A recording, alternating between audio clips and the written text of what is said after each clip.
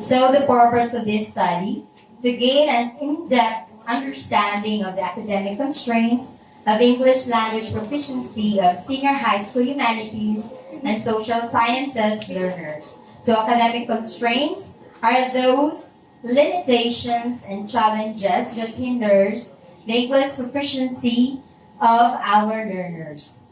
Of course, the progress and the outcomes. I have here the research questions, and we also sought to answer this question. How do the students of Dato Pangolima Integrated School describe English language proficiency? Next to it, what is English language proficiency as experienced by the students of Dato Pangolima Integrated School? Next is, how do the students of Dato Pangolima Integrated School feel about their English language proficiency?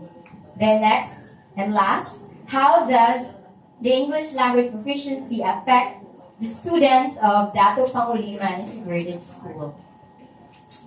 The method of this research is a qualitative hermeneutic phenomenology approach in purposive sampling, which I have included my 7 participants as performing learners with a garnered of general average from 90 to 100, which are the with honors, with high honors, and with highest honors.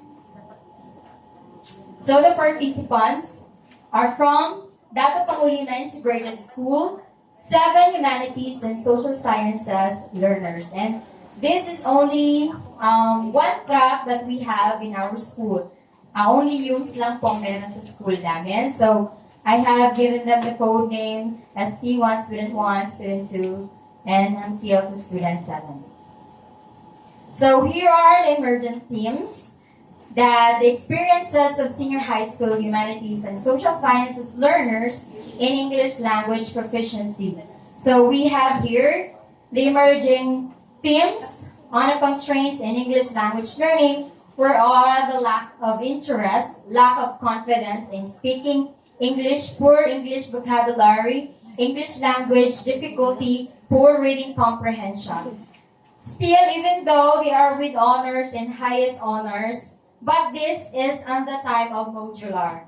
So, which means still through in-depth interview, I have these cluster teams that they have already lack of interest, lack of confidence speaking English because we have only modular. So we cannot really test, assess, evaluate our learners on that time on face-to-face learning. So next is with emerging theme, English language skills.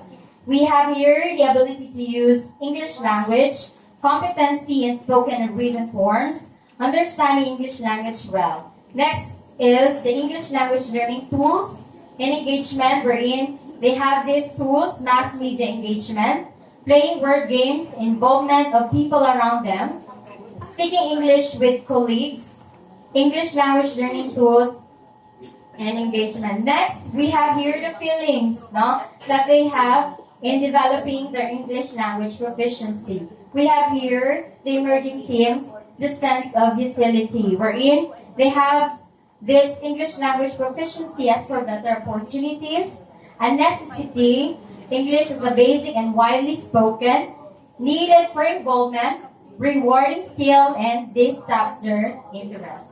Next, we have the impact of English language proficiency to our learners, the senior high school humanities and social sciences learners. They have here the emerging theme, wherein it is intrinsically rewarding, which bring pride to them, both self-confidence, makes them feel competent, and makes them comfortable. Now we have the concluding remarks. In conclusion, the identified constraints in English language learning highlighted the complexity of acquiring proficiency, emphasizing the need for a comprehensive approach that encompasses various language skills, wherein proficiency, irrespective of age, involved not only functional language skill but also correctness and fluency in grammar, vocabulary, and communication. Like the spokes of a wheel contributing to the smooth movement, each aspect of the language proficiency must be secured for a holistic understanding of the English language. Thank you so much. Hello, Mangay. Good afternoon. Congratulations. So, in your study, you have made mention that you have 7 participants. Am I correct? Yes, po. So, how many participants for the IDI and FGD? For inclusion for IDI, I have already included them all po. For You do individual, not have focus group I discussion. just po. So, what are your inclusion and exclusion criteria in your study?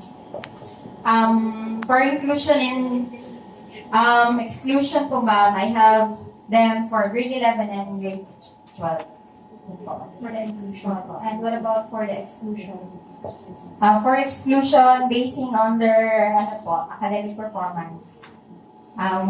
Ranging from 91 to 95 and 96 to 100. Can you cite an author which supports that we can only choose IDI in phenomenological studies? For Brown 2020 on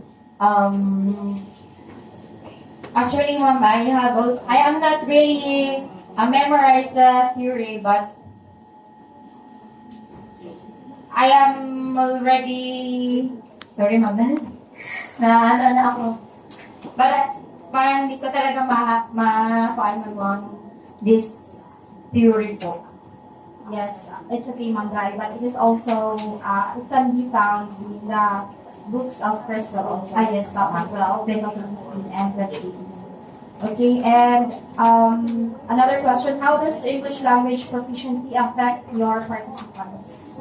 Actually, we have here national NLCA, and we have also Phil-Leary, we have also National Achievement Test, and this study give them a higher performance on different assessment po and evaluation po.